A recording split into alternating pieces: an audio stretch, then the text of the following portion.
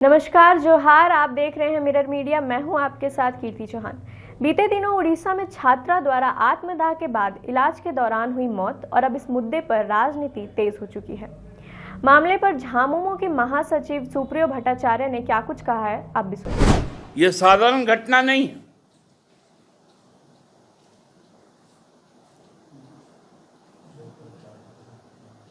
माननीय राष्ट्रपति जी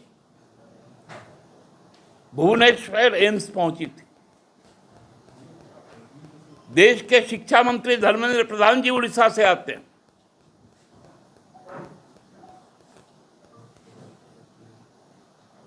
लेकिन होता क्या है, उसकी जान तो चली गई।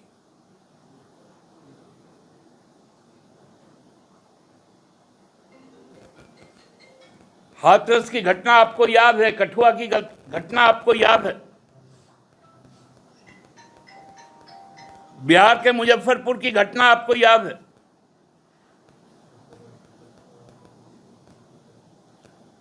राजस्थान के सीकर की घटना आपको याद है।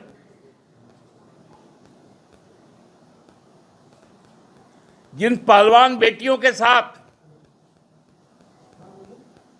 असभ्य व्यवहार होता है, उस सांसद के खिलाफ कोई कार्रवाई नहीं होती, उसके बेटे को टिकट दे दिया जाता है।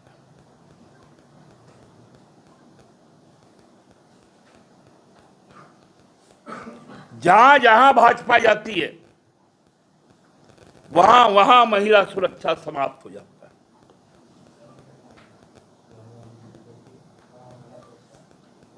देश का गृह मंत्री रह चुका है चिन्मयानंद जी, उनके किस्से भी आपको मालूम है। इसलिए बेटी जलाओ पार्टी का जो कारनामा है, ये घोर चिंता का विषय है। ये साधारण विषय नहीं है।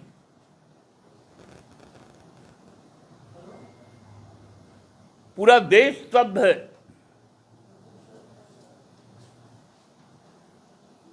देश के लोग मर्माहत हैं और प्रधानमंत्री जी और गृह मंत्री जी दोनों खामोश, क्योंकि उनको मालूम है बीएनएस की जो नई धाराएं हैं, सेक्सुअल हैरेसमेंट का धारा जो है वो 75, उसमें मात्र 3 साल का कैद है।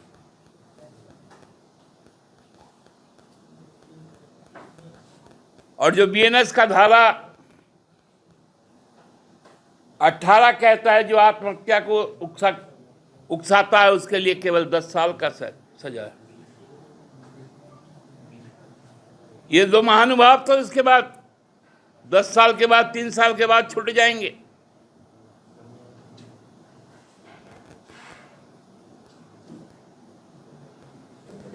फिर से शैक्षणिक संस्था चलाएंगे। लेकिन शुभश्री को इंसाफ कौन दिलाएगा? गृह मंत्री जी को बोलना चाहिए। मोहनलाल मांझी जी यहां आते झारखंड, कैसे अभी तक अपने पद पर है, जहां पर बेटियां सुरक्षित नहीं, किसी पर कोई कार्रवाई नहीं होगा। इस घटना को की गलती को स्वीकार करने को कोई तैयार नहीं। केवल भारतीय जनता पार्टी को यह छूट है। आपने देखा होगा शिक्षण संस्थानों का, बीएचयू की घटना आई थी, विद्यार्थी परिषद से जुड़े छात्र गिरफ्तार हुए थे, भाजपा का कोई प्रतिक्रिया नहीं आया था।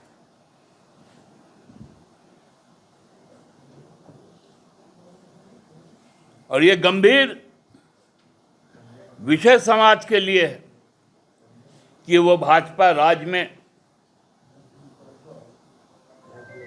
वो अपनी सुरक्षा किस प्रकार से करें।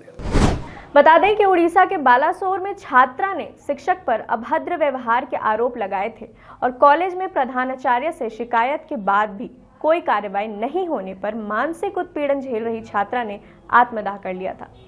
अब जिस तरह से झारखंड मुक्ति मोर्चा ने भाजपा पर सवाल खड़े किए हैं और पूछा है कि जब राज्य में बेटियों के साथ ऐसा हो रहा है तो जिम्मेदारी कौन लेगा। साथ ही उड़ीसा के मुख्यमंत्री पर भी सवाल उठाए गए हैं कि ऐसी घटनाओं के बावजूद वो अपने पद पर कैसे बने हुए हैं। अब इस दर्दनाक घटना के बाद सरकार क्या ठोस कदम उठाती है और दोषियों को कितनी जल्दी सजा मिलती है, ये देखना होगा।